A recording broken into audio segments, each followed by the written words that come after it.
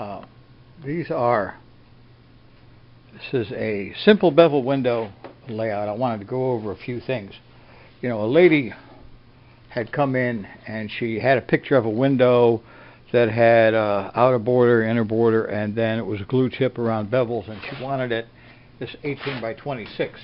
So we went through my J.E.G catalog, and she picked out this cluster, which is what I put in the middle. Okay, and at first we were going to use these on the end, but she didn't want it to go into the border like this. Okay, she didn't want it to go into the border like that. She wanted it inside the lines. So actually these were left over from another job, a cluster that I didn't use. Okay, so what I had done was that years ago I had ordered, this is part of an infinity bevel cluster. I needed this one out of the cluster, but I didn't need the other pieces, so I had these lying around. So it's actually, let's see, we get a close up here. Okay, I had showed her using this here and the pieces that came out of here, okay, for here. Alright, these are also going to go in the corners. And you can't see that, can you? These are also going to go in the corners. Okay, so this is like Spectrum Granite, this is clear Arctique, and this is all double glue chip for the background.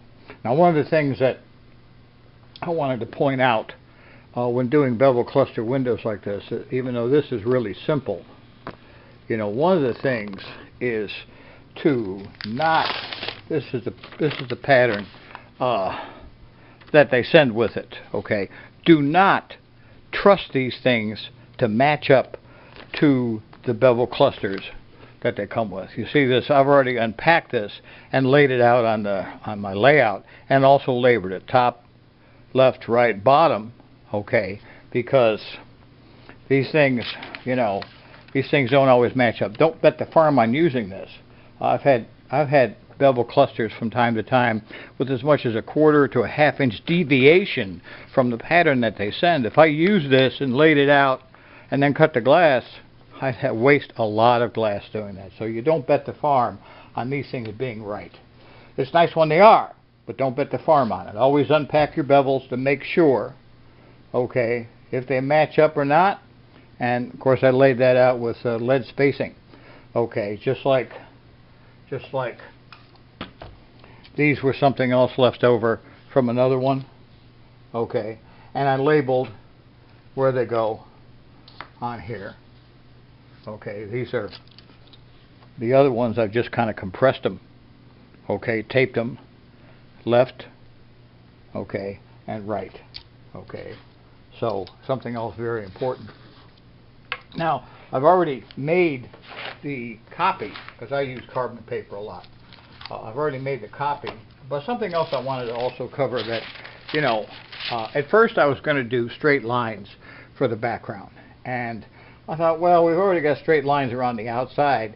I didn't like how the straight lines would flow. I'd have to have it coming off of here, I'd have to have it coming off of here, I'd have to have, you know, a big piece. So this is a reason to keep tracing paper around. Okay, I basically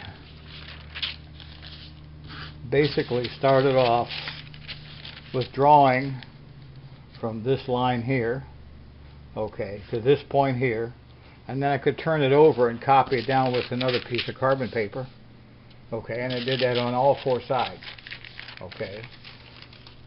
The other thing is I don't number my pieces, so basically this is top, left, top, left, top, left, top, right, top, right, top, right, T, R, right? And then we go bottom, right, bottom, right, bottom, right, bottom, right, and of course the same thing. Okay, because you can't count on these things being interchangeable, and you can't count on these things being interchangeable, and that's why I labeled everything.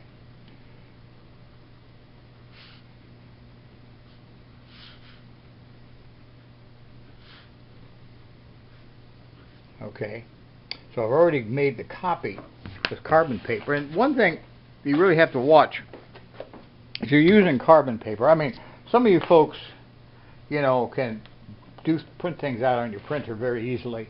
No big deal. You have good computer skills, all that. I'm basically the Fred Flintstone when it comes to computer skills and typing and using my printer to, you know, print things out like a billboard, you know, with crosshairs that you line up. So if you're using carbon paper, and again, I've already allowed for, because I'm using half-inch zinc U-came around the outside, I've already allowed for the dead space in here. These will get mitered corners, okay, all the way around, and then it'll get my screw-eye system for hanging, because it's going to hang in a bathroom window. So one thing you do when you're using carbon paper, you always take a couple of thumbtacks out and then check and make sure your lines are right. Now, I didn't copy down the center bevel because this is my cutting pattern, okay, and I'm not labeling the border because it's basically a geometric. I will be using pattern shears to cut this out. I know some people go, why don't you do you know, why don't you do a felt tip around these lines and then cut it out English method, and that's fine for some folks. I don't always do that. I mean, sometimes I can do that, but my lead cane size that I use primarily, my go-to size is 3/16 round face. Okay, so you cut out for the heart, you've got a 1/16 of an inch, and then you've got a 1/16 of an inch cover on both sides. So you've got to be very, very tight with your glass cutting. And you know, with lead caming, a lot of people say, well, you know, you cut for lead came, you use your pattern shears, you cut it out, and you grind where necessary. You know, and hopefully I won't want to have to do a lot of grinding. Now, I'll be cutting out the pattern for the center and a example for the outside, because I have some other little things that I use to cut strips. I don't have a strip cutter either. I have a guide, something I can set up for that. And I get carbon paper from Ed Hoy, 22 by 34 inch sheets of it. I have to buy 25 at a time. So one pattern is for layout and building on, and the other pattern is to cut up, which is what this is. This is my cutting pattern. It's to cut up for cutting the glass. And if I'm doing something out of copper foil, I usually glue the pattern to the glass, okay? But if I'm doing lead came, I'll use double-faced tape to stick it down to the glass so I can cut around it. Now, one thing about pattern shears is that most of the time, okay, and when you're using pattern shears, you're trying to cut out, let me get a better view here, okay? Whoop! Camera is not cooperating, okay?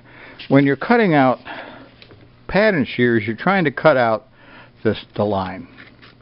You're cutting out and centering the pattern shears on the line, okay, to cut that out. But when you're doing bevels, because like in this case I went around it with a pencil, if you do it and center it on the line, then your glass is going to be too big and you're going to be frustrated. So what you're really trying to do is cut right on the edge of the line with your pattern shears, okay, because that'll give you the extra space. That'll give you the extra 1/16 of an inch that you need. Okay, see? That'll give you the other 1/16 of an inch that you need for the lead cane. I know a lot of folks do this around the bevel and then the glass is too big, it's frustrating. You have to grind a hell of a lot. Okay, so I would like to avoid that, really. So this is basically basic, simple bevel window layout tips and tricks. So thank you. God bless. Bye-bye.